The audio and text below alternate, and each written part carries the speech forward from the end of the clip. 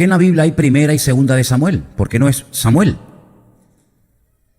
¿Por qué no es primera de Crónicas y ya está? ¿Por qué hay primera de Crónicas, segunda de Crónicas, primera de Reyes, segunda de Reyes? Bueno, vamos a ver. El tema es que nosotros hoy en día tenemos libros. Y en este libro tenemos 66 libros, dicho sea de paso, pero en aquellos tiempos eran pergaminos, eran rollos, parecidos a los que yo traje de Israel, que tenemos por allí. Entonces los rollos pesan mucho por su contenido, y entonces lo que hacían muchas veces es que ponían varios pergaminos, ¿vale? Porque hay momentos que hay que levantarlos en alto, y por eso un pergamino que contuviera todo el rollo de un libro extenso de la Biblia, pues prácticamente sería imposible levantarlo, ¿no? Por eso muchas veces incluso el libro de los Salmos no es un libro de los Salmos, son 5 libros, que todos se llaman Salmos, los Teilim, pero son 5 libros, porque son muy extensos, ¿se da cuenta? Y nosotros estamos en la primera parte de este pergamino, en primera de Samuel, y la semana pasada vimos cómo el pueblo de Israel se empeñó, y no paró hasta conseguirlo, en tener un rey. Y el título del mensaje de hoy es Saúl, un sueño roto. ¿Lo puede decir conmigo? Saúl, un sueño roto. Quiero que cierres tus ojos un momento, vamos a orar. Vamos a pedirle al Señor que en esta tarde la palabra que voy a compartir con ustedes sea de bendición para todos. Y bueno, me decían hace un rato que hay gente que está viendo el culto, por supuesto en directo, y también Elena, a la cual le mandamos un saludo, que está viendo el culto, con Miriam, con Armandito y seguramente con más gente también. Les mandamos un saludo. Y te damos muchas gracias, Señor, por el privilegio que nos das ahora de abrir tu palabra y estudiarla. Y pedimos, como hemos cantado, que abras nuestros ojos para que podamos descubrir el mensaje que tú tienes para cada uno de nosotros en el día de hoy, Señor. Quita todo estorbo, quita todo impedimento, y que podamos disfrutar de esta exposición de tu palabra y que salgamos de aquí fortalecidos, renovados en la fe. Y te damos gracias porque sabemos que tu Espíritu Santo va a hablar hoy a nuestras vidas, y pedimos que estemos atentos a lo que tú nos quieras compartir. Te lo pedimos todo en el nombre bendito de Jesús. Amén. Primera de Samuel, capítulo 13.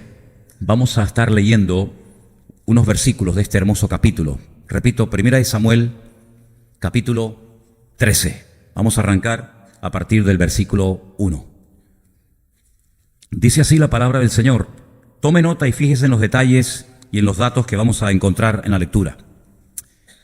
Había reinado Saúl ya 1 año, y cuando hubo reinado 2 años sobre Israel, escogió luego a 3,000 hombres de Israel, de los cuales estaban con Saúl 2,000 en Micmas y en el monte de Betel, y 1,000 estaban con Jonatán en Gabaa de Benjamín, y envió al resto del pueblo, cada uno a sus tiendas. Jonatán atacó a la guarnición de los filisteos que había en el collado, y lo oyeron los filisteos. E hizo Saúl tocar trompeta por todo el país, diciendo: oigan los hebreos. Y todo Israel oyó que se decía: Saúl ha atacado a la guarnición de los filisteos, y también que Israel se había hecho abominable a los filisteos. Y se juntó el pueblo en pos de Saúl en Gilgal. Entonces los filisteos se juntaron para pelear contra Israel 30,000 carros, 6,000 hombres de a caballo, y pueblo numeroso como la arena que está a la orilla del mar, y subieron y acamparon en Micmas, al oriente de Bet-Aven. Cuando los hombres de Israel vieron que estaban en estrecho, porque el pueblo estaba en aprieto, se escondieron en cuevas, en fosos, en peñascos, en rocas y en cisternas. Y algunos de los hebreos pasaron el Jordán a la tierra de Gad y de Galaad, pero Saúl permanecía aún en Gilgal, y todo el pueblo iba tras él temblando. Versículo 8. Él esperó 7 días conforme al plazo que Samuel le había dicho, pero Samuel no venía a Gilgal y el pueblo se le desertaba. Entonces dijo Saúl: traedme el holocausto y ofrendas de paz, y ofreció el holocausto. Y cuando él acababa de ofrecer el holocausto, y aquí Samuel que venía, y Saúl salió a recibirle para saludarle. Entonces Samuel dijo: ¿qué has hecho? Saúl le respondió: porque vi que el pueblo se me desertaba, y que tú no venías dentro del plazo señalado, y que los filisteos estaban reunidos en Micmas. Me dije, ahora descenderán los filisteos contra mí a Gilgal, y yo no he implorado el favor de Dios. Me esforcé pues y ofrecí el holocausto. Entonces Samuel le dijo a Saúl, locamente has hecho. No guardaste el mandamiento del Señor tu Dios, que Él te había ordenado. Pues ahora el Señor hubiera confirmado tu reino sobre Israel para siempre. Mas ahora tu reino no será duradero. El Señor se ha buscado un varón conforme a su corazón, al cual el Señor ha designado para que sea príncipe sobre su pueblo, por cuanto tú no has guardado lo que el Señor te mandó. Vamos a parar ahí la lectura, después seguramente leeremos otros textos. En la vida hay leyes que tienen que ver con la física, con la química, con un montón de apartados diferentes de la vida. Y en el mundo espiritual, en el reino espiritual también hay leyes. Y tienes que conocerlas, las leyes del reino. Una de las leyes del reino de Dios es que lo que siembras recoges. Esa es una ley incuestionable. Otra ley del reino dice que lo que siembras es lo que cosechas. Y cuanto más siembres, más vas a cosechar. Pues hay una ley en el reino que tiene que ver con la bendición y al mismo tiempo con el pecado. ¿Qué viene detrás de una bendición? Otra bendición. Así que cuando tú estás siendo bendecido, prepárate porque vienen más bendiciones todavía a tu vida. Es una ley del reino, es algo incuestionable, de gloria en gloria, de victoria en victoria, de bendición en bendición y de triunfo en triunfo. No lo digo yo, lo dice la Biblia. Pero por otra parte, detrás de un pecado viene otro. Cuando abres la puerta a un pecado, aunque sea desde tu punto de vista pequeño o insignificante, vendrá otro mayor y otro y otro y otro y al final te terminarás convirtiendo en un esclavo. Desde que hemos empezado a hablar de Primera de Samuel, ustedes han podido comprobar de que el pueblo no levanta cabeza, ni con Samuel, ni después con el rey. Porque el problema no estaba en Samuel, el problema estaba en el pueblo.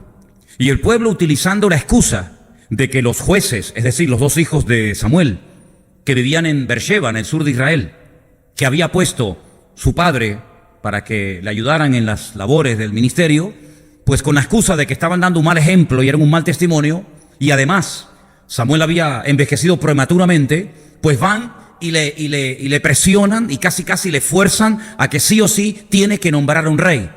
Pero como vimos la semana pasada, el objetivo no era cumplir con esa parte del libro de Deuteronomio, que decía y dice claramente que algún día Dios pondría un rey en Israel. Por supuesto, era solamente cuestión de tiempo, era solamente cuestión de esperar y que Dios señalara y que Dios indicara quién era y quién no era.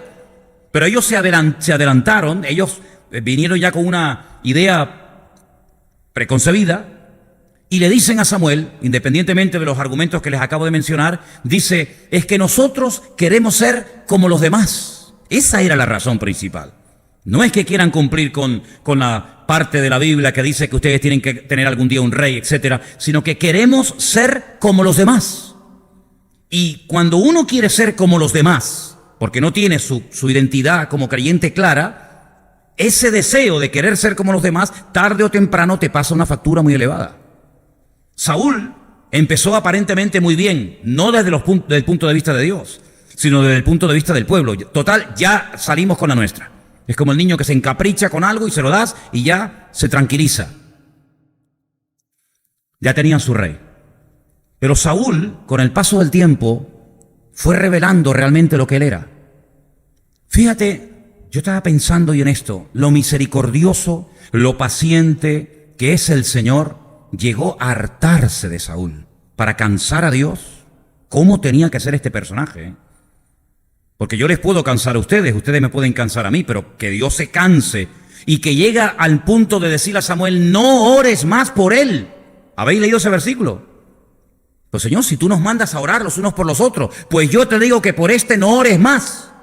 No hay nada que hacer.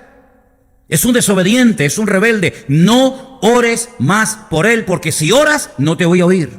Eso se lo decía el Señor a Samuel. Lo harto que tenía que estar el Señor de Saúl.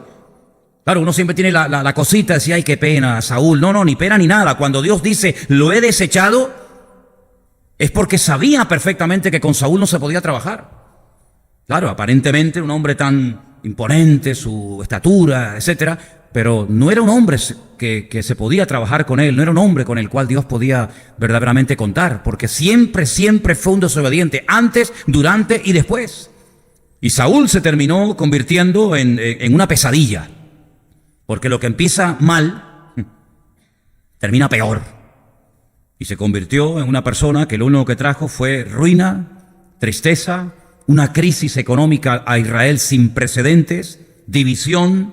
Y hemos leído esta tarde que la gente, claro, iba a la guerra, los soldados iban con él, porque dicho sea de paso, no les quedaba otro remedio, pero ¿cómo iban? Temblando. Qué diferente, ¿no? Cuando lleguemos y hablemos de David, ¿cómo iba la gente con David? ¿No te has dado cuenta? Yo pensaba estos días, las listas enormes de nombres que se titula Los Valientes de David, conocéis, ¿no? Y bueno, ¿y por qué los llama la Biblia valientes? Bueno, lee lo que hicieron, cosas impresionantes. Dice que una vez uno iba por el campo y vio, en pleno invierno, había nevado mucho, y vio un león dentro de un foso. Bueno, pues si está el león dentro del foso, déjalo ahí. Déjalo ahí. No, él se metió dentro del foso y lo mató para demostrarle a su rey que era valiente.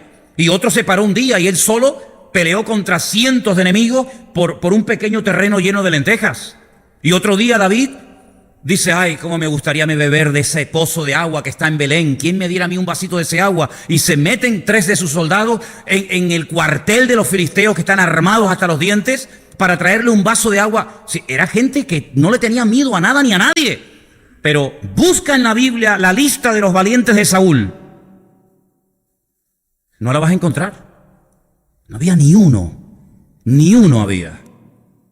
Preferían irse con David al desierto, a pasar durante un tiempo fatigas y calamidades, que estar con Saúl. Porque Saúl era un hombre inseguro, un hombre desobediente, un hombre que no tenía la gracia de Dios sobre su vida. Y eso es lo que él transmitía. Y la Biblia dice que le seguían con miedo, le seguían temblando. Aquel hombre al final se convirtió en un juguete roto. ¿Quieren rey? Toma rey. Tomen el rey que querían. Al final se arrepintieron toda la vida de haber nombrado a aquel hombre. ¿Y total para qué? Ay, cuando tú te metes en algo que no es de Dios, piénsatelo bien, ¿sabes? ¿Para qué te metes en rollos que no son de Dios? Al final, ¿para qué? ¿Para salir llorando, herido? Tal vez puedes perder dinero, tiempo y hasta la vida. Fíjate lo que te digo, hasta la vida. Fíjate lo loco que era este hombre sin el respaldo de Dios. Claro, cuando uno tiene el respaldo de Dios, te metes por la pared.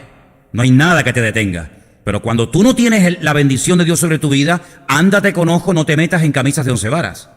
Porque por eso yo leí esta tarde este capítulo, porque dice la Biblia que al principio, cuando van a la guerra y se cuentan los soldados que tiene uno y que tiene otro, en el versículo 2 dice que Saúl tenía 3,000 soldados. Escogió luego 3,000 hombres de Israel. Se llevó a 2,000 con él. Y a su hijo Jonatán le dice, tú llévate 1,000. Bueno, 3,000 hombres son un montón de gente, sí, pero espérate un momento. Vete al versículo 5 y dice, los filisteos se juntaron para pelear contra Israel. Y dice cuántos eran. 30,000 carros, 6,000 hombres de a caballo y pueblo numeroso como la arena que está a la orilla del mar. ¿Y a ti cómo se te ocurre ir con 3,000 personas a pelear contra los filisteos que vienen 30,000 en carros de combate? Miles de soldados y una multitud que no se puede contar. ¿No habéis leído la lectura, no habéis prestado atención a la lectura esta tarde? Dice que cuando un rey ve que le van a atacar, lo que tiene es que sentarse y ser honesto consigo mismo y decir, espérate un momento, vamos a ver, ¿cuántos somos? 10,000. Bien. ¿Cuántos soldados son los que nos vienen a atacar? 20,000. No, pues hijo, tú verás lo que haces. Si tú crees que con 10,000 le puedes plantar cara a los que vienen contra ti con el doble, pues tú verás. Pero si no, llega a un acuerdo con él, ríndete, manda mensajeros para que no termines perdiendo tú y todos tus soldados la vida. Este no lo hace, este ni consulta. ¿Ustedes ven que consultó con el Señor? ¿Ustedes ven que dice, bueno, vamos a orar para ver si tengo que ir a la guerra o no? David cada vez que iba a la batalla siempre consultaba previamente con el Señor. Señor, ¿voy o me quedo? ¿Les ataco o me quedo en casa? Saúl nunca consultó con Dios. Y así le fue, y así terminó. Se lanza a la batalla con 3,000 soldados. Vienen miles de soldados contra él. Pero él no piensa en eso. Una desproporción tremenda. Aquí muestra que no tiene sabiduría, ni tiene la capacidad estratégica de organizar una batalla, porque es verdad que una vez 300 campesinos fueron a pelear contra una multitud de soldados, ¿se acuerdan cuando Gedeón? Pero el Señor le dijo que hiciera esa batalla. Y cuando el Señor te dice que hagas una batalla, aunque seas tú contra 1.000.000, no tengas miedo. Pero cuando tú te metes en negocios, cuando tú te metes en historias donde Dios no te ha dicho que te metas, ten mucho cuidado. Pero hay un problema peor todavía. No es que eran pocos en comparación con los muchos que le venían a atacar, sino que dice más adelante, mira por ejemplo lo que dice más adelante en el versículo 7. Algunos de los hebreos pasaron el Jordán a la tierra de Gad y de Galaad, pero Saúl permanecía aún en Gilgal y todo el pueblo iba atrás de él temblando. Si no solamente eran pocos, sino que encima tenían miedo.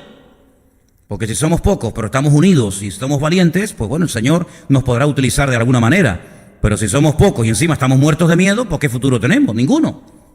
Pero fíjate que más adelante, si seguimos leyendo, dice que cuando él estaba esperando a Samuel que viniera para presentar el sacrificio y orar por él, versículo 8, espera 7 días, porque Samuel le dijo, espérame 7 días, pero él veía que el pueblo se le iba, presenta el sacrificio, y más adelante, cuando Samuel dice, bueno, ¿cuántos han quedado en este tiempo de espera? La Biblia nos enseña que le quedaron 600 hombres, versículo 15.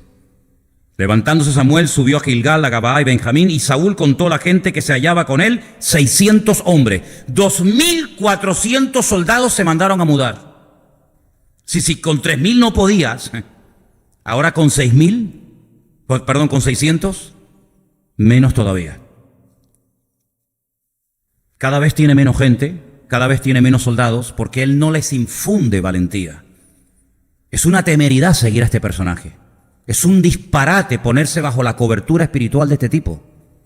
Es un loco. Es una persona que va a llevar al país a la ruina. Como hay algunos hoy en día políticos por el mundo que están llevando a sus países a la ruina. No solamente ellos se van, sino que están llevando a miles a la ruina. Pero es que hay algo peor todavía. Fíjate lo que dice, por ejemplo, más adelante, en el versículo 19, no lo habíamos leído, pero presta atención. En toda la tierra de Israel no se hallaba herrero. No había ni un herrero en todo el país, porque los filisteos habían dicho para que los hebreos no hagan espadas o lanzas. Ay, amigo, interesante, ¿eh? Versículo 20. Por lo cual todos los de Israel que tenían que descender a los filisteos para poder afilar cada uno la reja de su arado, su asadón, su hacha o la hoz. Y el precio era de un pin, una locura, un disparate. Por las rejas de arado y por los asadones, y la tercera parte de un ciclo para afilar las hachas y componer las aguijadas. Así aconteció, escucha, que en el día de la batalla no se halló espada ni lanza en ninguno del pueblo que estaba con Saúl y Jonatán, excepto Saúl y Jonatán su hijo, que las tenían. Pocos, asustados, divididos y desarmados. Bueno, una de dos, o este hombre tiene una fe impresionante que le va a dar una lección al mundo de cómo se puede hacer una batalla solamente con el respaldo divino, o es un loco que no sabe dónde se ha metido. Lamentablemente es la segunda postura, la segunda opinión. Es una persona que no sabe dónde se está metiendo, es una persona que lo que va a traer es ruina. No te juntes con gente que no tiene la bendición de Dios. Escúchame bien lo que te digo, apúntame eso ahí. Hay gente que no tiene la bendición de Dios en su vida. Están llenos de deudas, de problemas, de enfermedades, de líos, de que si el marido, que si la mujer, que si me duele aquí. No te juntes con gente así, mija. Júntate con gente que te pueda bendecir. ¿Por qué la gente iba a donde estaba Cristo? Porque Cristo era una persona que sanaba a los enfermos, que echaba fuera a los endemoniados, una persona que transmitía esperanza. Pero ¿para qué te vas a juntar con una persona que está peor que tú? ¿Para qué te vas a juntar con un criticón, con un deprimido, con un amargado? ¿Para qué? Para que corras el peligro de que puedas terminar perdiendo lo poco o lo mucho que tú dices que tienes. Júntate con alguien que te pueda bendecir. No tiene el mundo un refrán que dice, y ustedes lo saben mejor que yo, el que a buen árbol se arrima, buena sombra le cobija, ¿no? Pues la Biblia dice, anda con sabios y sabio serás. ¿Cómo es tu vida? Pues claro, yo no fui a la iglesia porque me convenció a mí ningún pastor. Que a mí no me interesaba nada de ustedes, ni Biblia, ni pastores, ni nada. A mí lo que me llamó la atención es que yo vi gente que entraba destrozada y salía bendecida. Pero claro, si usted me dice que es cristiano y su vida es un desastre, ¿yo para qué quiero ser cristiano? Si usted está todo el día deprimido, amargado, con problemas, con follones, que la hija no sé qué, que el marido se le fue con otra, que me duele la espalda, que me duele no sé qué, digo, ¿y ese es tu Dios? ¿Eso es lo que te da a ti tu Dios? Pues quédate con tu Dios, hombre. Yo quiero ir de gloria en gloria y de victoria en victoria y de bendición en bendición. Y por eso me convertí a Cristo. Porque en Cristo esa es la vida que usted tiene que llevar. Y si no la está llevando, tu vida, algo le está pasando, mijo. Porque claro que uno puede tener problemas y luchas y dificultades. Usted ve, por ejemplo, la vida de David. Usted ve, por ejemplo, la vida de Pablo. Usted ve la vida de Job y dice, madre mía, es que tenían problemas. Pero espérate, no es lo mismo, no es lo mismo cuando uno está pasando por pruebas permitidas y enviadas por el Señor que pruebas que tú te has buscado y te has metido por tu mala cabeza. No me vengan a mí con rollo. Hay gente que le va mal en la vida, pero no porque Dios los esté probando, sino por la mala cabeza que tienes, por la vida que estás llevando de desorden y de pecado delante del Señor. Y entonces dice la Biblia que cuando el Señor manda pruebas, en la prueba hay gozo. La prueba que me manda el Señor. Leí esta semana una ilustración muy interesante. Dos personas llevaban un cajón muy pesado. Uno iba cantando y sonriendo. El otro quejándose y diciendo todo tipo de barbaridades. Una persona se les acerca y le dice, caramba, los dos estáis llevando la misma carga, el mismo peso, pero veo que usted va cantando y sonriendo y usted va todo el rato quejándose y lamentándose. ¿Por qué? El que reía y cantaba dice, porque lo que hay dentro son monedas de oro y son mías. Y cuanto más pesa, más dinero tengo. Y al otro le dice, ¿y usted? Dice, yo soy el criado de este señor. Nada de lo que llevo es mío. Por eso me lamento y me quejo. ¿Te das cuenta? Cuando Dios te manda una prueba, hay gozo en la prueba. Tengo aquí una pequeña lista de cosas que usted puede aprender en la prueba o tener en cuenta. Primero, Dios te va a ayudar. Cuando estés pasando una prueba, si Dios te la mandó, no por tu mala cabeza, cuidado. Si Dios te mandó una prueba, Dios te va a ayudar. Te va a dar la fuerza, te va a ayudar para que te goces, dice, tener por sumo gozo cuando os halléis en diversas pruebas, ¿sí o no? Lo dice Santiago, tener sumo gozo cuando os halléis en diversas pruebas. El texto original dice pruebas de diversos colores. ¿Y qué tiene que ver esto con las pruebas, con los colores? Porque tiene que ver con las capas de las ovejas y de las cabras que se mataban en el templo. No todas eran blancas, no todas eran negras. Había algunas que tenían 2 o 3 colores, eran salpicadas.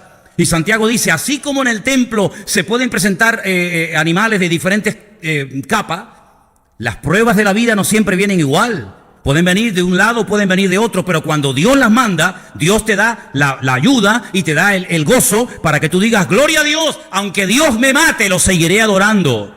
Como decía aquel hombre en la Biblia, ¿verdad? Este hombre se llamaba Job. La segunda cosa, cuando una prueba es de Dios, tú tienes paz. Yo te pregunto, ¿tú tienes paz? Porque la paz se contagia, ¿tú sabías eso? Tú acércate a una persona que está bien en Dios y aunque tú no le digas nada, te transmite algo tú. Tú acércate a una persona que está mal y dentro de ti dices, Dios mío, quítamela de en medio. Porque se transmite el mal rollo. Pero cuando una prueba es de Dios, tienes paz en tu corazón. No entiendo nada, esa es una de las características de una prueba enviada por Dios. No entiendo nada, no sé por qué me está pasando esto ahora, pero si mi Dios es tan bueno y creo que lo es y es justo conmigo, tengo una paz, aunque estoy en medio de un huracán que ni te imaginas tú. ¿No estaban aquellos dos en la cárcel cantando lleno de gozo y de paz? ¿Por qué? Porque era algo que el Señor había permitido. Pero cuando algo no te lo ha mandado Dios, sino que tú te has metido en follones por tu culpa y por tu mala cabeza, estás amargado, te estás todo el día quejando, le estás echando la culpa al diablo, a Dios, a la iglesia, al pastor, a los hermanos, al marido, a la esposa, a todo el mundo menos a ti. Una tercera cosa que aprendemos cuando estamos pasando por pruebas de Dios es que esas pruebas te acercan a Él. Dios no te manda una prueba para machacarte, para hundirte, sino para que te acerques más a Él. Ese es el objetivo final de la prueba. Acercarte al Señor, conocerle. Darte cuenta que si estoy enfermo, Él me puede sanar. Porque si nunca estoy enfermo, ¿cómo sé que Dios sana a los enfermos? Yo estuve una vez enfermo y yo sé que Dios sana, porque yo estuve enfermo y Dios me sanó. ¿Cómo sé que Dios liberta? Porque yo cuando me convertí fui a la iglesia primera vez, yo llevaba 4 demonios dentro de mí. Algunos dirán, yo no creo en eso, ahí me da igual lo que usted crea. Yo sé que yo tenía 4 demonios en mi vida y me atormentaron durante años y me tenían destruido.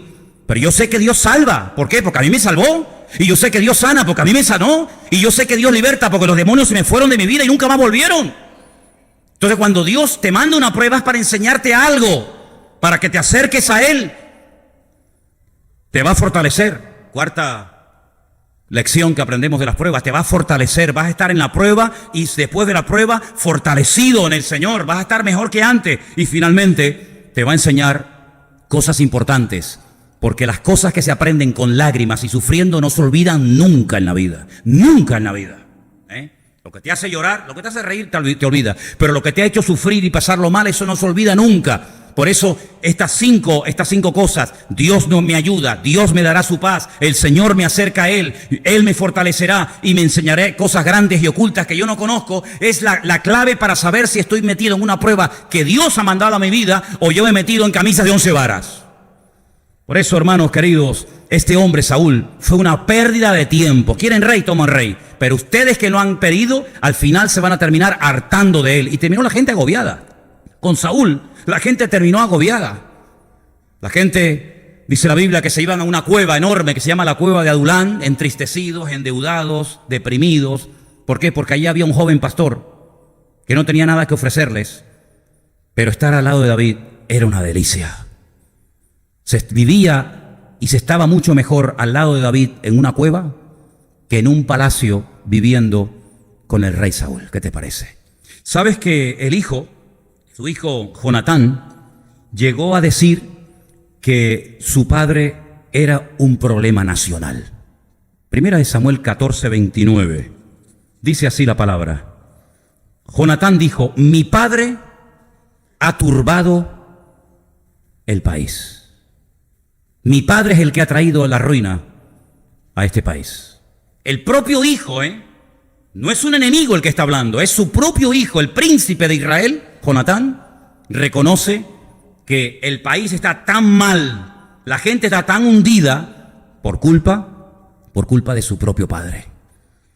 Ahora, lo que me llama la atención es que el rey que el Señor iba a poner, que era David, el que tenía que haber sido el primero y no el segundo, no era perfecto, ¿verdad? David no era una persona perfecta. ¿Hay alguna persona perfecta esta tarde aquí entre nosotros? Pues no. Hay 2 versículos en la Biblia que nos dice lo que sí es perfecto. Escucha este versículo, Salmo 19:7. Escucha bien.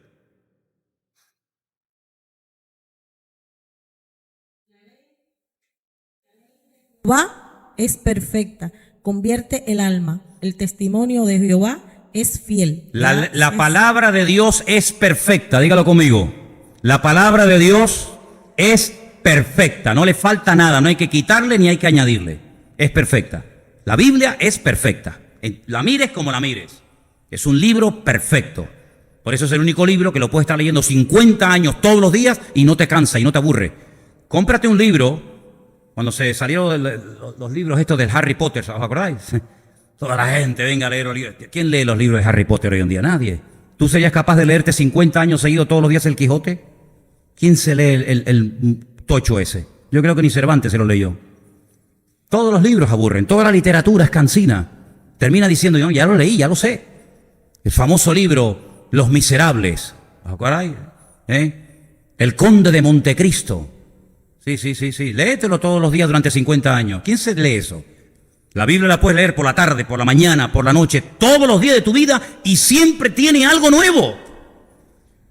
Estaba sacando cuentas el otro día. Yo salí de la escuela bíblica el 31 de mayo de 1981. ¿Cuántos años hace que estoy en el ministerio? 31 de mayo de 1981 me gradué. Tuve un año en la mili y quité ese año. ¿Cuánto he estado en el ministerio? 37 años predicando todas las semanas la palabra de Dios. ¿Y no te cansa? No.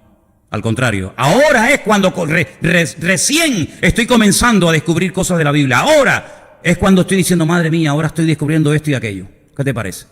Claro, no voy a durar otros 37 años, yo creo, ¿no? Pero no aburre la Biblia, es perfecta. Y hay otra cosa que también es perfecta. Romanos 12:2. ¿Qué dices? Sonia, por favor. No os conforméis a este siglo, sino transformaos por medio de la renovación de vuestro entendimiento, para que comprobéis cuál sea la buena voluntad de Dios, agradable y perfecta. La voluntad de Dios es perfecta. ¿Cuántos lo creen? Pero David no era perfecto, pero era el hombre que Dios quería que fuera el rey de Israel. Tenía defectos, claro, por supuesto, pero Dios también iba a tratar con él, y a través de él Dios iba a tratar con el pueblo. Pero es que David, a pesar de que tenía problemas como todos los seres humanos tenemos, era un hombre moldeable, era un hombre que se podía usar, era un hombre que estaba dispuesto a ser tratado, cambiado, moldeado, etc. Pero es que Saúl era imposible. Le decías una cosa y hacía todo lo contrario, y luego se justificaba, nunca pedía perdón, nunca reconocía que había pecado, incluso proyectaba, le echaba la culpa a los demás, diciendo, no, yo no soy, es que el pueblo, es que yo no fui, es que fue fulanito. ¿Cómo se puede trabajar con un hombre así? Por eso el Señor lo descartó, lo desechó. ¿Pero cuándo lo descartó? A los 20 años de estar como rey. No, que va, fíjate. Mira lo que dice, por ejemplo, estamos en 1 Samuel, ¿verdad? Seguimos en 1 Samuel. En el año segundo de su reinado, ¿sí? En el año segundo de su reinado, ustedes pueden leer todo el capítulo 13 de 1 Samuel, y la Biblia nos enseña que en el segundo año de su reinado, ya el Señor dijo, con este hombre no se puede trabajar.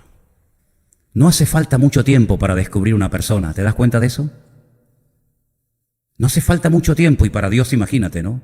No hace falta mucho tiempo para darnos cuenta de que Saúl era un peligro como persona.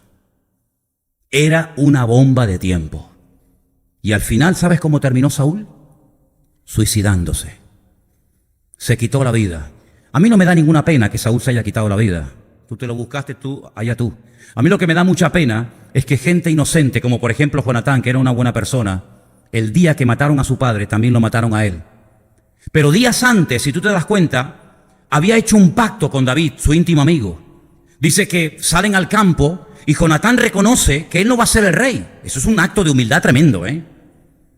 Si mi padre es el rey, cuando él muera yo seré el siguiente rey. Pero él es honesto, él sabe que él no va a ser el rey de Israel, porque el que Dios ha escogido es a su íntimo amigo David. ¿Y qué es lo que hacen sus íntimos amigos en el campo? Pues dice la Biblia que Jonatán se quita su escudo, se quita su espada, se quita sus ropas reales de príncipe de Israel y se las da a su amigo David. Y David se quita sus ropas de pastor y viste Jonatán como un pastor y viste David como un príncipe. Y dice que hicieron un pacto. Dice que cortaron, sí, se cortaron y se unieron las sangres y se prometieron fidelidad hasta la muerte. Dice, yo sé que cuando tú seas rey, yo seré el segundo en el reino, yo seré tu mano derecha, ten misericordia de mi descendencia. Pero la Biblia nos enseña que Jonatán también murió. Y a David le dolió muchísimo en el alma, en el corazón, cuando su amigo Jonatán muere. Y comienza a pegar gritos y a decir, Jonatán, Jonatán, amigo mío, que tu amor me fue más dulce que el de las mismas mujeres, ¿verdad? Y es una tragedia, ¿no? Pero David era un hombre de palabra. David había hecho un pacto con este amigo de él, al cual amaba. Y dice la Biblia que años más tarde, cuando él ya es rey de Israel, y él dice, oye, ¿hay algún superviviente? ¿Queda alguien con vida de la casa de Saúl o todos han muerto?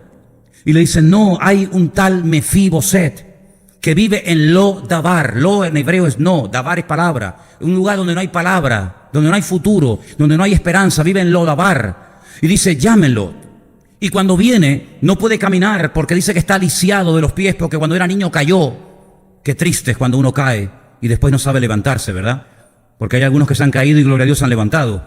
Pero hay otros que se han caído y todavía no han aprendido a levantarse. Pues en la vida, la grandeza no está en la caída, sino cómo uno se levanta, ¿verdad? En el nombre del Señor. Y seguramente Mefiboset venía asustado, muerto de miedo, porque pensaba que David, pues, iba a matarlo a él. Pero dice la Biblia que le dice, siéntate a la mesa y todos los días de tu vida comerás conmigo en la mesa, comerás como un rey.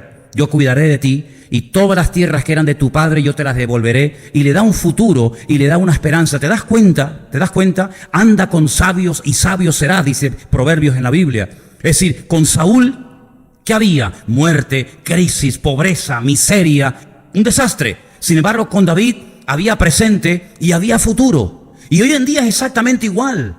Claro, los nombres han cambiado, los lugares han cambiado, pero dime, ¿cómo te va a ti la vida? Dime, ¿qué tienes hoy a ti que sea atractivo para nosotros? Dime, si tuvieras la oportunidad de subir aquí arriba y decir, bueno, yo tengo en mi vida esto y aquello, y es lo mejor que he encontrado. ¿Saben, hermanos? La cruda realidad es que la gente está tan vacía, pero tan vacía, que no tienen nada que ofrecer. Yo oigo las conversaciones de los que se juntan aquí en el bar. Tuvieron que volver a abrir este bar de aquí al lado el domingo porque los hombres no sabían lo que hacer un domingo a la tarde. ¡Qué tristeza no saber qué hacer! Tener que disfrazarme y hacer el idiota y tener que estar toda la santa noche sin dormir y llegar borracho vomitando por las calles para decir que me he divertido. Pero tengo que llegar a eso para poder decir, me va de miedo la vida, pero ¿qué de miedo te va la vida? No tienes trabajo, no tienes ropa, no tienes nada. Estás totalmente hundido. Sin embargo, cuando uno viene al Señor Jesucristo, el Señor te transforma. Lo primero que te cambia es tu lamento en baile, dice la Biblia. Eso es lo que dice la Biblia. El Señor te libera de complejos, de ataduras, de miedos, de preocupaciones. Vives en paz, duermes en paz, compartes la paz del Señor. El bien y la misericordia te seguirán todos los días de tu vida, dice la Biblia. Todo te sienta bien. Hay que yo garbanzo no porque me sientan mal. Lechuga no. Cuando estás en Cristo todo te sienta bien, todo te gusta. ¿Sí o no? Todo te gusta. La noche me encanta, el día me encanta, el frío una pasada, el verano mejor todavía.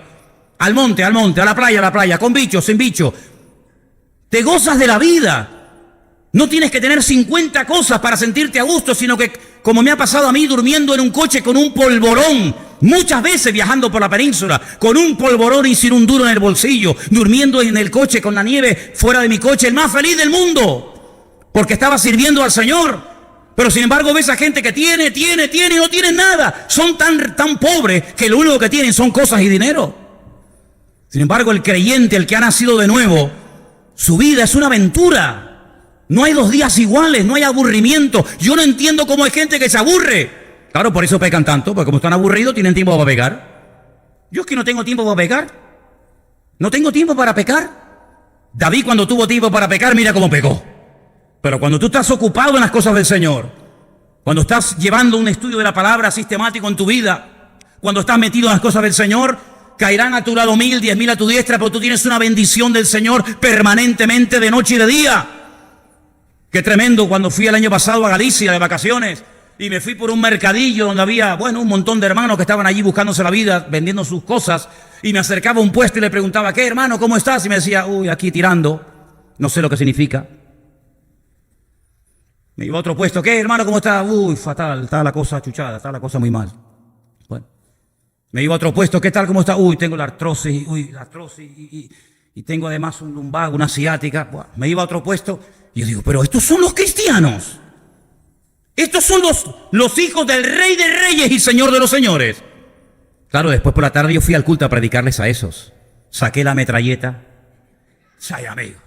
Saqué la metralleta en el púlpito y lo hice un desastre allá adentro. Digo, si yo fuera mundano, si yo fuera uno del mundo, en vez de vuestro hermano en Cristo, yo no me convertía a vuestro Cristo, ni a vuestra religión, ni a vuestra Biblia en la vida, porque dais pena. Y después todos con el pescadito detrás del coche. El pescadito lo tienes que poner ahí, un tiburón lo que tienes que poner allí. Menos pegatinas, menos pescadito y más vida práctica, hermano. ¿Y saben lo que le pasó a Israel? Que por precipitarse cometieron equivocaciones terribles y al final las terminaron pagando muy dura, muy caramente. Y por eso yo te pregunto a ti esta tarde, los pasos que tú estás dando, ¿con quién consultas? No, yo con la almohada, sí, pues te va a responder la almohada. Sí, te va a responder la almohada a ti. ¿Con quién consultas? ¿A quién le hablas? Señor, ¿qué hago? ¿Sigo con esto o lo corto ya? ¿Me voy o me quedo? Claro, si tú no consultas con nadie, mijo, después no te enfades con Dios. Después no te enfades con la vida. Después no te enfades con las circunstancias. Consulta con el Señor. David era un hombre de guerra. Sabía que tenía una unción sobrenatural para ir a la guerra, pero nunca fue a la guerra ahí a la aventura, sino que decía, Señor, ¿voy o no voy a la guerra? Consultar con el Señor. Saúl nunca lo hizo. Un día, leyendo, me viene a Samuel, fíjate tú, es que, mira, cuando uno está mal, todo lo que hace sale mal. Dice, hoy no va a comer nadie, no quiero que nadie, fíjate tú, en la guerra, trabajando, sudando, corriendo, jugándote la vida, que no coma nadie. Porque si alguien lo hace, la maldición de Dios cae sobre su vida. Claro, todo el mundo asustado, nadie comía. Claro, la gente no respondía, falta de energía, no comían. Es como esos que hoy en día están por ahí. No sé si hay alguna persona aquí en la iglesia. ¿Cómo está? Bien. No puede decir bien. ¿Por qué? Porque como no come, está anoréxica perdida. Y se llama cristiano. Jonatán no había oído esto. Jonatán no lo había oído, su hijo. Pero su hijo se había ido él solito y mató a un montón de filisteos. Y la gente contenta. Y cuando viene Jonatán, dice que se mete en un bosque. Y claro, él tiene hambre. Y dice que había un río de miel en ese bosque. ¿Lo crees? Un río de miel. Corría así la miel por todo el bosque. La Biblia dice que Israel es tierra de leche y miel. ¿Sí o no? ¿Vale? Pues Jonatán llegó, cogió miel, se mojó la boca, comió la miel y dice que se le aclaró la vista. Claro, tenía una fatiga el pobre. Y recobró fuerzas. ¡Ay, amigo! Cuando se entera el padre. ¿Quién ha quebrantado la orden de no comer? Y le dicen, tu hijo comió hoy algo de miel. Dice, pues aunque sea mi hijo, lo mato. Y le dice el pueblo, ¿y tú vas a matar al hombre que hoy nos ha salvado la vida y ha matado a más filisteos en un día que tú en toda tu vida? Ni se te ocurra ponerle un dedo a tu hijo encima. Era un loco. Los locos terminan volviendo loca a la gente. ¿Cómo está la gente en países donde hay un loco? Loco perdida. Están locos perdidos la gente. Están locos. ¿Por qué? Pues están bajo la cobertura de un loco. Y lo que hay que hacer es orar para que Dios se los lleve. Ay, hermano, yo oraba para que se convirtiera. Si no se han convertido no es porque no les hayan evangelizado, sino porque se resisten al evangelio. Y si no se convierten a las buenas, Señor, llévatelo. Y no es la primera vez que ocurre eso en la Biblia. Ay, si hubieran orado así en Cuba hace muchos años, no hubieran tenido 50 años al Barbas. Si estuvieran orando así en esta línea los cristianos en Venezuela, hace muchos años que este sinvergüenza ya se hubiera marchado y no tendría el pueblo muerto de hambre. Porque a esta gente se le ha evangelizado y a esta gente se le ha hablado del Señor y esta gente sabe quién es Cristo y sabe quiénes son los evangélicos y sabe lo que es una Biblia y saben todo, pero no quieren convertirse porque han endurecido sus corazones y el Señor dice en su palabra que cuando te hablan y tú te endureces, el Señor te cauteriza la conciencia para que ya, como Faraón, ya no tienes oportunidad ni para arrepentimiento, amigo. Ese es lo peor que le puede pasar a una persona. Ya ni convertirte te vas a convertir. Y por eso cuando Saúl se muere, cuando Saúl se quita la vida, el pueblo cobra aliento y dice, por fin se nos quitó este cáncer de encima. Y se acabó y empezó el pueblo una era, una etapa nueva de frescura, de alegría. Mira lo primero que hace David, trae el arca. ¿Tú crees que Saúl preguntó alguna vez dónde estaba el arca? A él no le importaba dónde estaba el arca del Señor. David le enseña al pueblo a danzar. Comienza a fabricar un montón de instrumentos musicales que no existían, pero oraba, Dios le daba sabiduría e inventó un montón de instrumentos musicales de cuerda, de viento, de percusión, que hasta el día de hoy se usan en Israel. La famosa arpa de David, por ejemplo. Un hombre que trajo alegría, trajo un renuevo. Y eso es lo que tenemos que buscar en el Señor. Yo he ido a muchas reuniones de pastores. Y claro, yo cuando llegaba a muchas de esas reuniones, yo oía hablar a los pastores y yo decía, Dios, pues me habré equivocado yo de profesión o de reunión. Porque empezaban, no, tenemos muchos problemas, muchas dificultades, que no sé qué, que la dureza, que las pruebas, que esto, que aquello y el otro. No, y yo decía, pues yo estoy disfrutando de la vida. Porque poder servir al Señor, claro que hay luchas y dificultades, pero es que en esas luchas y dificultades yo veo la mano de Dios. Si no son pruebas que vienen para hundirte y para amargarte. Si tú eres un cristiano, dice la Biblia que el gozo del Señor es tu fortaleza. ¿Sí o no? ¿Tenemos un mensaje que darle al mundo, sí o no? Pues hermanos, pues el mejor mensaje que podemos dar es con tu vida y con tu testimonio. Porque mira, una de las cosas importantes de un creyente es que no depende de nada, ni de nadie. ¿Sabe lo bonito que es decir, yo me levanto por la mañana y no dependo de nada, ni de nadie para funcionar, sino que soy libre? Claro, eso no significa de que después de la siesta te quieras echar el cortadito, ¿no? Ya eso es una costumbre que uno ya tiene como forma parte de la esencia de uno, ¿no? Pero si no hay cortadito no pasa nada. No pasa nada. Y puedes dormir en una cama con una almohada así, en el suelo, de pie, en un coche. ¿Por qué? Porque si el Señor está conmigo, yo cuando oro, yo siempre oro, todas las noches. No eso de 4 esquinitas, no, esa no, ya no la hago esa. En paz me acostaré y asimismo dormiré, porque solo tú, Señor, me haces vivir confiado. Y le digo al Señor, Señor, que cada hora que duerma valga por 2. Me levanto como una lechuga, fresco. ¿Qué tal has dormido? Yo de maravilla. No tengo problemas de insomnio ni de esas vainas, nada. Ahora tú imagínate que yo como cristiano, manías persecutorias, complejos, pastillas para comer, pastillas para no comer, pastillas para levantarme, pastillas para acostarme, pastillas para los nervios, pastillas para no tanto nervio, pastillas para... Dice, bueno, pero una pregunta, ¿tu Dios dónde está, mijo? ¿Dónde está tu Dios? Pues quiero decirles algo, que muchos cristianos viven así. Muchos cristianos viven así. Pero en Cristo una de las cosas más hermosas que hay es que usted puede ser libre, completamente libre. Y Saúl nunca fue un hombre libre. Saúl era un hombre que tenía un serio problema. Cuidado con esto que le voy a decir ahora. Era un acomplejado y era un celoso. Ay, mi madre. Cuando usted junta a un acomplejado con un celoso en una misma persona, eso es la Tercera Guerra Mundial. Era un acomplejado porque un día David se fue a la guerra, mató a un gigante. Tuvo el favor que hizo a nivel nacional David. Saúl muerto de miedo, pero David va y lo mata. Y las chicas, claro, tú sabes, la chica David, guapetón, rubio, hermoso, acaba de matar a un gigante, trae un cabezón así en la mano. Las chicas con David se volvieron locas. Y dijeron, Saúl hirió a 1000, pero David a los 10.000. Como echándole piropos, ¿no? A David, ¿no? Y entonces el otro, Saúl, se puso celoso. Y le dice, nada más falta que le den el reino. Es decir, tú ni vas a la guerra porque eres un cobarde y encima este muchacho se juega la vida, te salva la vida, le corta la cabeza al enemigo y encima te enfadas con él y lo criticas. ¿Qué comenzó a hacer Saúl a partir de ese día? A perseguir a David con la intención de matarlo. Un acomplejado, celoso. Y los celos son muy peligrosos porque te hacen ver cosas que no existen. ¿Usted sabía eso? Persona celosa te dice, ¿con quién hablabas? ¿Yo? ¿Con nadie? ¿Cómo que no? Si yo te vi. ¿Qué me vas a ver si estaba todo el día metido en la habitación? No, pues yo te vi. ¿Y qué le dije? Bueno, eso es horroroso. Eso es terrible, de verdad. Eso es para decir, Señor, o te lo llevas o te lo mando. De verdad, ¿eh? Terrible, terrible. ¿Tú te crees que un rey que tiene que matar a filisteos, que tiene que darle buena vida a la gente, que tiene que tener la frontera segura, que tiene muchas responsabilidades, todo su empeño durante años y años fue matar a David?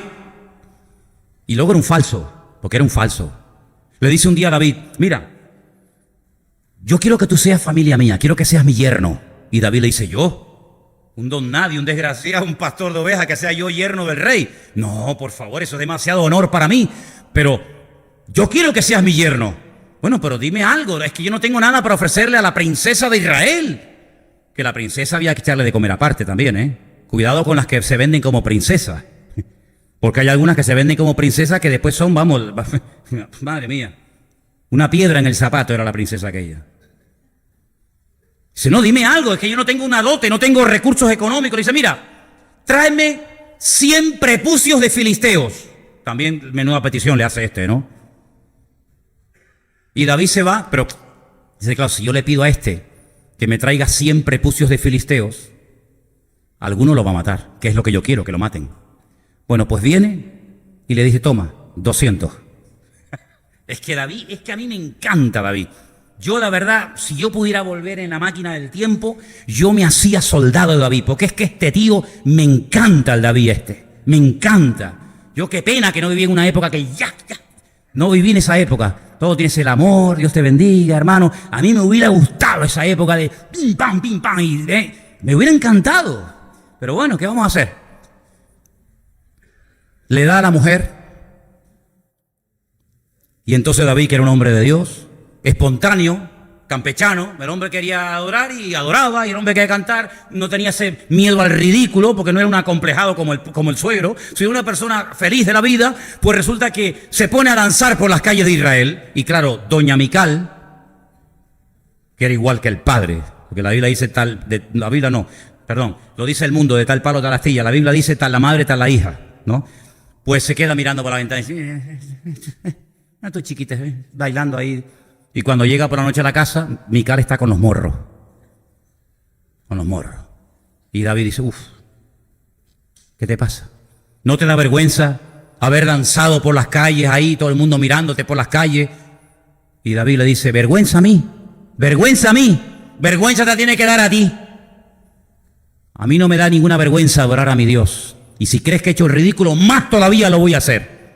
Y dice que a partir de ese día nunca más se acostó con ella. Y fue viuda hasta el día de su muerte.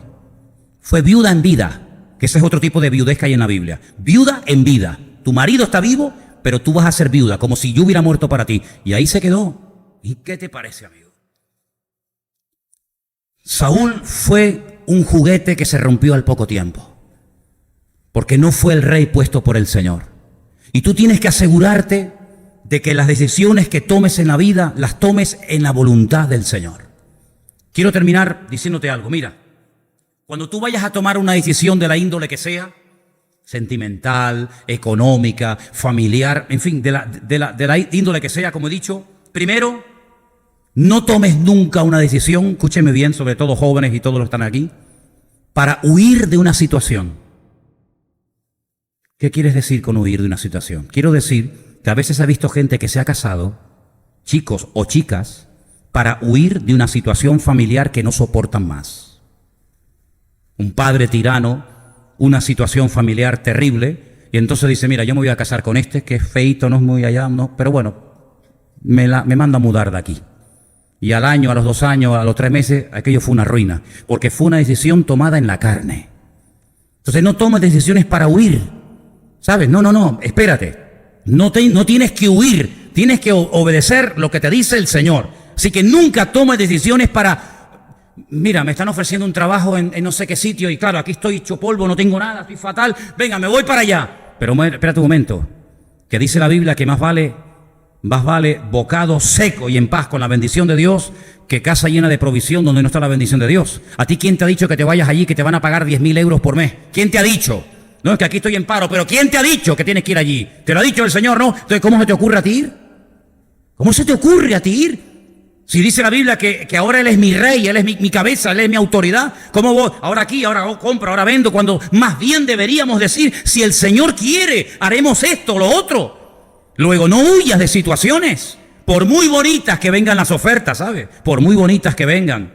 Me acuerdo cuando vino a hablar conmigo el Partido Popular para ofrecerme un puesto.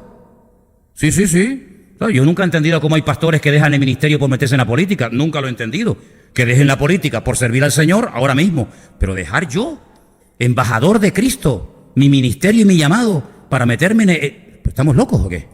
A Billy Graham le ofrecieron hace años ser candidato republicano para la presidencia de Estados Unidos, y este hombre, este gran varón de Dios, dijo, ¿yo dejar de predicar el evangelio para ser presidente de los Estados Unidos? ¡Ni loco! Fíjate lo que le ofrecían. Así que no tomes decisiones para huir de una situación difícil, apretada económicamente. No tomes esas decisiones así porque te vas a equivocar. Segundo lugar, cuando estés enfadado o enfadada, porque ustedes también se enfadan, porque el enfado de algunos hombres dura media hora, las mujeres 20 años después te dicen, ¿pero qué te pasa? ¿Qué me pasa? Encima me preguntas ¿qué me pasa? No sé, ¿qué te pasa? No sé. ¿Qué quieres? ¿Tú no te acuerdas que en el año 1800... Si no se acuerda ni dónde dejó la llave, se va a acordar de lo que le está diciendo hace 20 años, el tarado. No tomes decisiones cuando estás enfadado. Nunca. Porque te vas a equivocar. Me largo, ya no aguanto más. A la semana, perdóname, me equivoqué. Pero tampoco tomes decisiones cuando estés desanimado, cuando estés triste. Porque también te vas a equivocar. Así que no huyas tomando decisiones a la carrera, sin consultar con el Señor, sin esperar en Dios. como hizo Israel y se equivocó de rey. No tomes decisiones cuando estés enfadado, desanimado. No tomes decisiones porque otros están haciendo lo mismo. No, es que todo el mundo se está yendo para allá. ¿Y a ti qué te importa? Es que todo el mundo lo hace. No imites a nadie, sigue tú al Señor. ¿Se acuerdan ustedes cuando yo les comenté el detalle en la vida de Isaac? El hijo del patriarca Abraham. Hay un momento en el que él como ganadero, no hay pasto, no hay nada, no hay futuro para su rebaño, se le van a morir. Y entonces él dice, bueno, yo voy a hacer lo que hizo mi padre. Mi padre, que era un gran hombre de Dios, se fue a Egipto, porque yo no sé cómo es, pero en Egipto siempre hay agua, tú. En Egipto siempre hay trabajo. En Egipto siempre hay de todo. La tierra de Canaán, sequía, miseria, guerra, los amorreos, los filisteos, pero en Egipto siempre hay de todo. Y mi padre se fue allí. Y el Señor le dice a Isaac, tú no te muevas de aquí. Tú quédate aquí. ¿Dónde vivía en aquel tiempo Isaac? En Beersheba. Lo dije el domingo pasado. ¿Qué significa Beersheba? Beer significa pozo. Sheba es el 7. La ciudad de los 7 pozos. Esos pozos que había abierto su padre, que le proporcionaban agua para el ganado, o se habían secado, o los filisteos le tiraban tierra y piedras para cerrárselos. Qué malos, ¿eh? Qué malos los filisteos, ¿eh? De verdad que son malos los filisteos, ¿eh? Se iba a otra ciudad, se iba un poquito más allá, abría un pozo, encontraba agua en el desierto, fíjate lo que te digo, y venían los filisteos y le volvían a cerrar el pozo. Y se iban para allá y le volvían a cerrar el pozo hasta que al final, ustedes saben, que llegó a un lugar llamado Rehobot, que es un lugar, lugar amplio, una ciudad moderna que existe hoy en día a las afueras de Tel Aviv, una ciudad muy bonita, y ahí se estableció. Pero el Señor le dice, tú no vayas a Egipto, tú no tienes agua aquí, pero tú quédate aquí. Y le dice, siembra donde estás.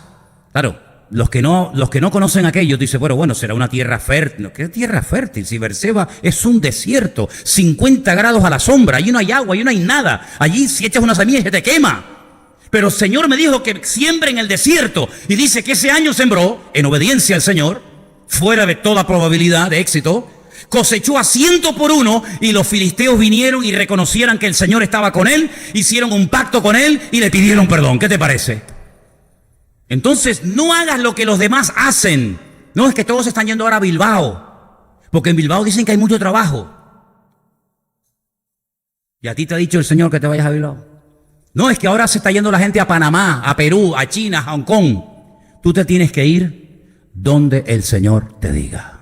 Y si no te dice nada, estate quietito, porque la puedes echar a perder. ¿Me siguen? Y finalmente, no tomes decisiones fuera de la voluntad de Dios. Claro, ahora tú dices, ¿y cómo sé yo cuál es la voluntad de Dios? Te voy a poner un ejemplo. Cuando yo me convertí, una de las cosas que se predicaba mucho en aquellos tiempos era que los cristianos tenemos que descubrir la voluntad de Dios para nuestra vida. Y entonces yo continuamente preguntaba, pero bueno, ¿y cómo puedo yo saber la voluntad de Dios? Y me decían, orando. Y yo, como era muy quisquilloso, le decía, vamos a ver, en un partido de fútbol, yo veo que en un equipo hay gente que sale y se santigua y oran. Y el otro equipo, hay algunos que también se santiguan y oran. ¿A quién le da la victoria al Señor si los dos han orado? O sea, fíjate los ejemplos que yo le ponía a los pastores en aquel tiempo. Una vez me dijo un pastor, Manolo, me tienes ya podrido. Me tienes ya harto con tus preguntas. Digo, bueno, es que yo, hasta que no me den una respuesta, yo no paro. Y entonces, andando el tiempo, llega un pastor y me dice, tengo un regalo para ti. Digo, ¿cuál es? Dice, toma, léete este libro. Yo desde que me convertí leía libros y libros y libros, pero ese en especial se llamaba Si un día lo pueden conseguir, es un libro muy antiguo, cristiano. Si pueden conseguir ese libro, cómprenlo. Si vas a la casa de un hermano y lo ves, quítaselo y después le dices que se lo cogiste de prestado. Se llama 3 señales seguras. Es portada azul. 3 señales seguras. Se basa en lo siguiente. Dice que en una parte de Italia había un puerto que era muy peligroso entrar con el barco. No hay problema. Y resulta de que los barcos encallaban porque no sabían entrar bien al puerto y tocaba y rompía el casco y se hundían. A alguien se le ocurrió poner en la punta del muelle 3 farolas, así, en línea. Y los del puerto le decían a los que querían atracar en ese puerto que cuando fueran a atracar, si veían 3 farolas no alineadas, que ni se les ocurriera entrar con el barco porque se la iban a pegar. ¿Me explico? ¿Qué tenían que hacer? Ver las tres luces como si fuera una sola, así alineadas. Si usted las ve así, 1, 2 y 3, o 1, 2 y 3, no entres porque te la vas a pegar. Tienes que ver las tres luces así en línea, como si fueran una. Y basándose en eso, que era verdad, el autor de este libro dice: hay tres cosas en la vida de todo creyente que tienen que estar siempre alineadas para que usted pueda decir: yo estoy en la voluntad de Dios. ¿Y no vale con 2? No, 3. ¿Cuántos quieren saber esas tres cosas cuáles son? Vengan el domingo que viene y se las digo. ¿Qué hacemos? Venga, dígame otra. No. Vale, vamos, ya vamos. Los veo animados. Decía que la primera señal, la primera prueba de que estás en la voluntad de Dios es: ¿qué dice sobre lo que quieres hacer la Biblia? Porque claro, tú puedes sentir: yo tengo que matar a aquel. Y el Señor dice: no matarás. Entonces no puede ser. O yo tengo...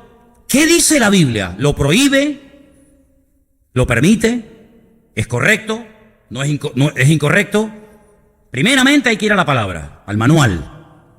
No toques ese botón. Y vas y lo tocas. Bien, la Biblia no dice nada en contra de esto. ¿Qué más? Segundo, la paz en tu corazón. ¿A qué me refiero cuando digo paz en el corazón? ¿Cómo te sientes?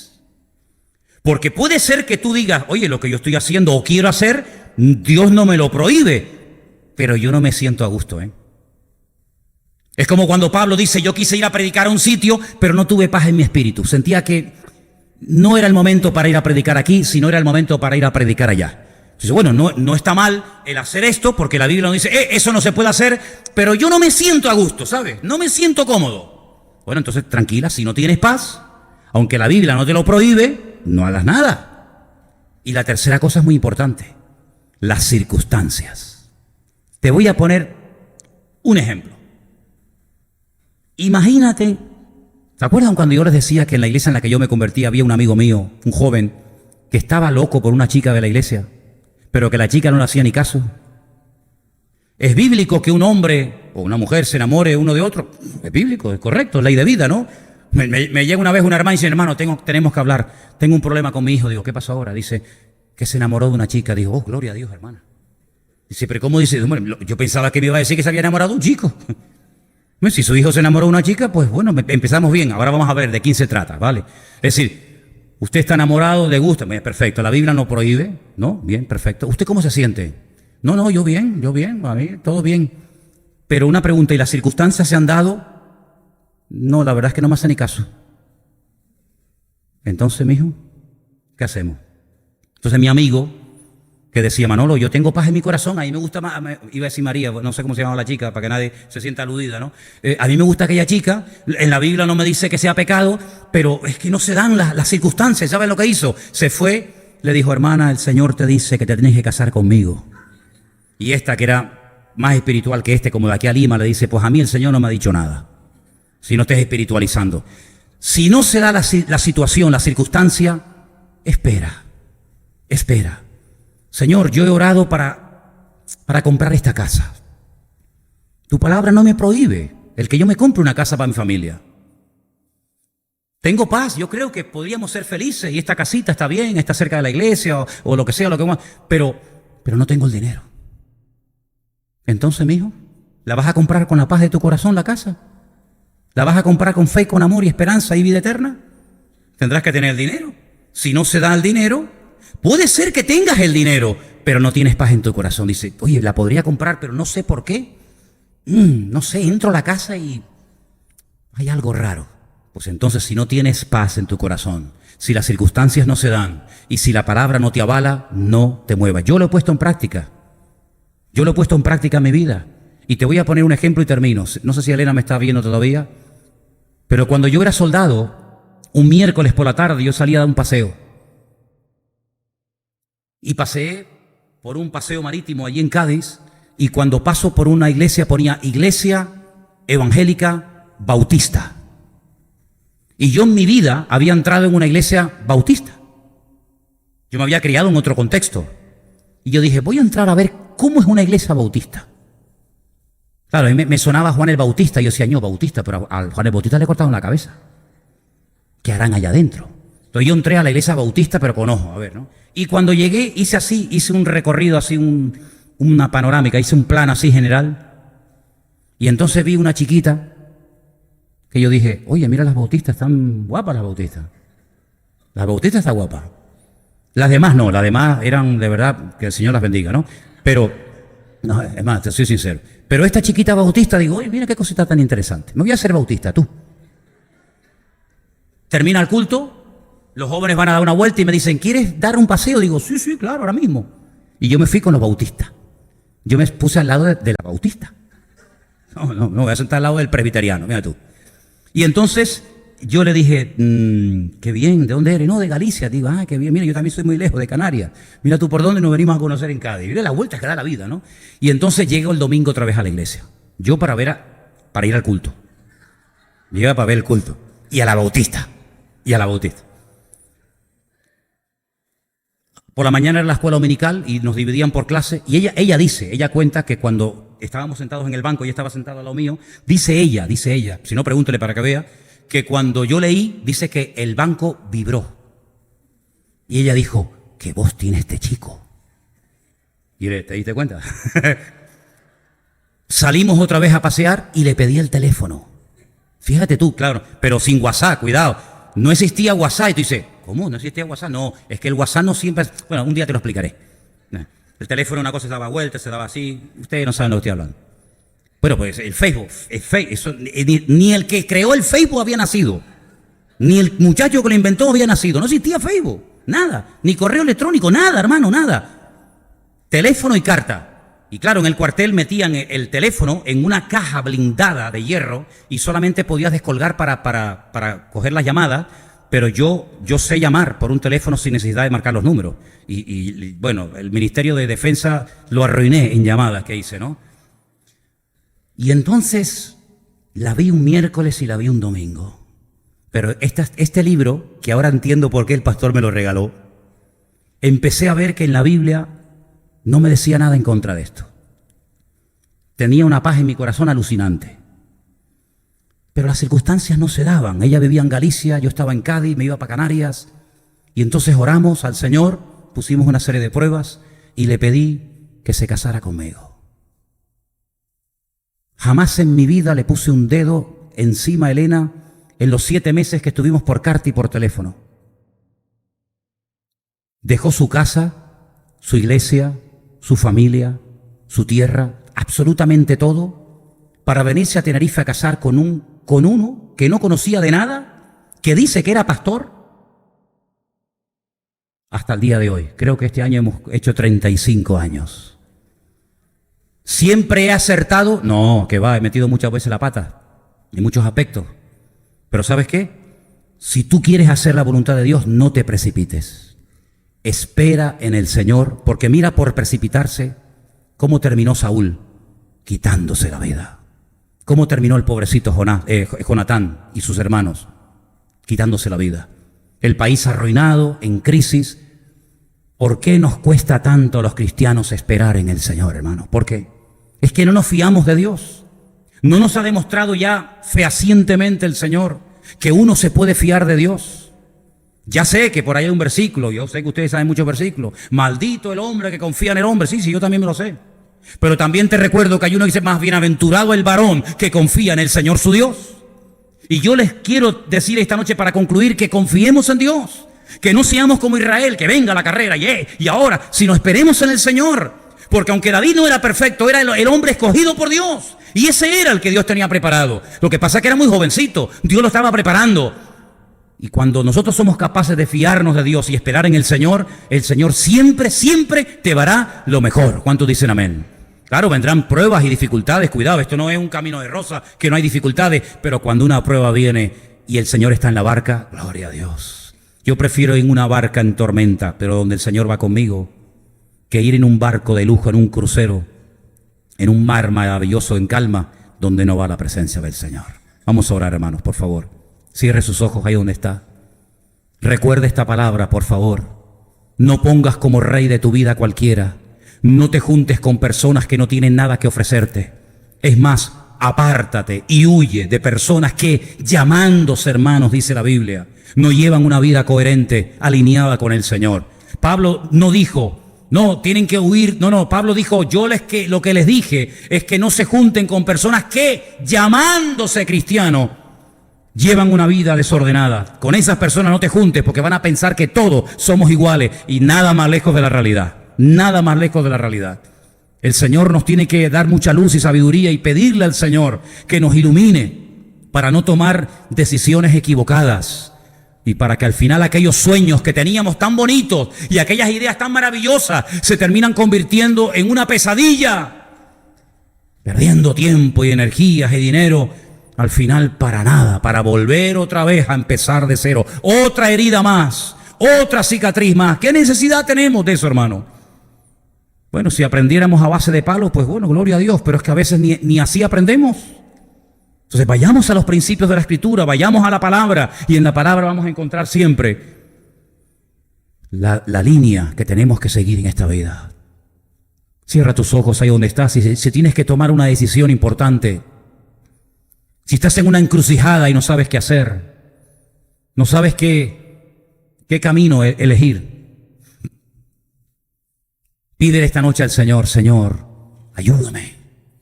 Estoy cansado de sufrir, estoy cansado de equivocarme. Mira a Saúl cómo terminó, quitándose la vida. ¿Cuántos terminan quitándose la vida? ¿Por qué? Porque están hartos. Mi padre me abandonó, mi madre me abandonó, el novio, la novia, el trabajo, hasta el perro se me murió, caramba. ¿Esa es la vida que tú quieres llevar? Por favor, Dios quiere que tú sonrías y que seas feliz y que ayudes a otros y que tengas paz en el corazón y no seas un amargado. ¿Por qué no tengo que emborracharme en carnavales? ¿Por qué? Porque no me hace falta. ¿Y por qué no me drogo? Porque no tengo dinero. Si quiero me lo puedo hacer, pero no me interesa. Porque he probado mucha basura y ninguna me ha llenado. Solamente me ha llamado el poder de Dios. Estoy solo, podía esta semana. ¡Hala, el desmadre! No, para nada. Porque con Cristo lo tengo todo. Sin Cristo no tengo nada. Tómate en serio tu relación con el Señor, hombre. Tómate en serio. Si no te vas a tomar en serio tu relación con el Señor, no vengas más. ¿Para qué vienes? ¿Para qué vienes? ¿Para perder el tiempo? Tómate en serio tu relación con el Señor. Como dice el Señor, pon tu mano en el arado y pon en una balanza. A ver, ¿qué tengo? Esto y esto. A ver. Y ya verás que como el Señor no hay nada. Yo enterré a mi padre, ¿sabe? Yo prediqué en el funeral de mi padre. Y cuando yo me despedí de mi padre, la última vez que lo vi ya en la caja, le dije, papá, hasta pronto. Nos volveremos a ver en la otra vida, porque Él fue el que me trajo a mí a la iglesia. Él fue el que me trajo a mí al Señor. Y yo tuve el honor y el privilegio de predicar en el funeral de mi propio padre. Pero no fue una tragedia, sino fue un hasta pronto. El Señor ha decidido que tú llegues primero que yo, pero espérame que ya llego. Espérame que ya voy para allá. Así que pon tu mano en el arado. Confía en Dios, que el Señor tiene lo mejor para tu vida. Ayúdanos, Señor, a tener en cuenta estos principios, estas enseñanzas, esta palabra. Que tú seas lo primero y más importante de nuestra vida, Dios mío. No queremos tomar decisiones precipitadas en la carne, fuera de la voluntad de Dios, del tiempo de Dios. Ayúdanos a confiar y a esperar en ti, Señor. Recibe toda la gloria, toda la honra, mi Dios. En el nombre de tu amado Hijo Jesús. Amén. Amén. Nos ponemos de pie.